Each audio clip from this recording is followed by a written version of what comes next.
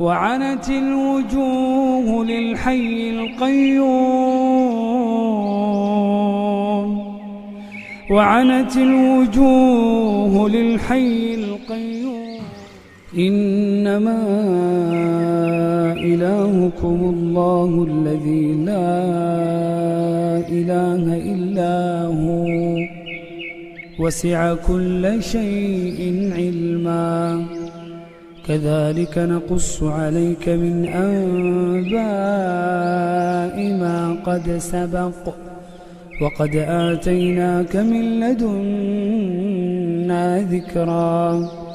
من أعرض عنه فإنه يحمل يوم القيامة وزرا خالدين فيه وساء لهم يوم القيامة حملا يوم ينفخ في الصور يوم ينفخ في الصور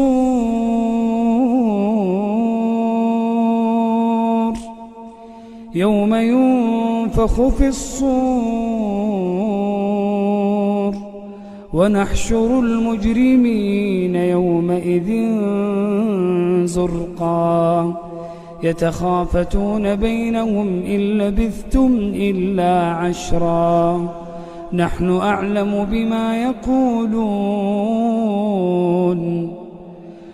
أعلم بما يقولون إذ يقول أمثلهم طريقة إن لبثتم إلا يوما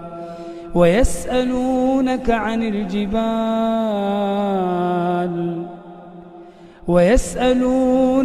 الجبال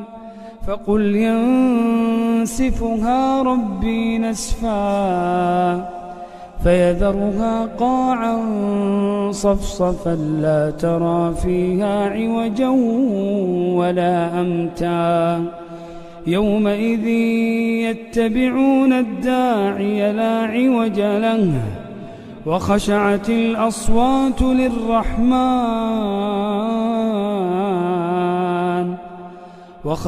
الأصوات للرحمن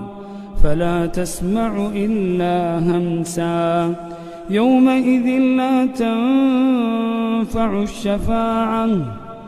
يومئذ لا تنفع الشفاعة إلا من أذن له الرحمن ورضي له قولا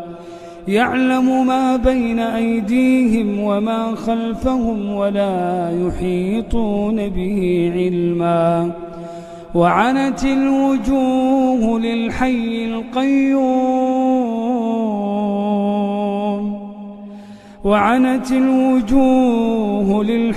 القيوم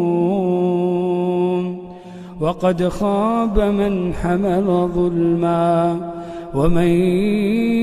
يعمل من الصالحات وهو مؤمن فلا يخاف ظلما ولا هضما وكذلك أنزلناه قرآنا عربيا وصرفنا فيه من الوعيد لعلهم يتقون أو يحدث لهم ذكرا فتعالى الله الملك الحق ولا تعجل بالقرآن من قبل أن يقضى إليك وحيه وقل رب زدني علما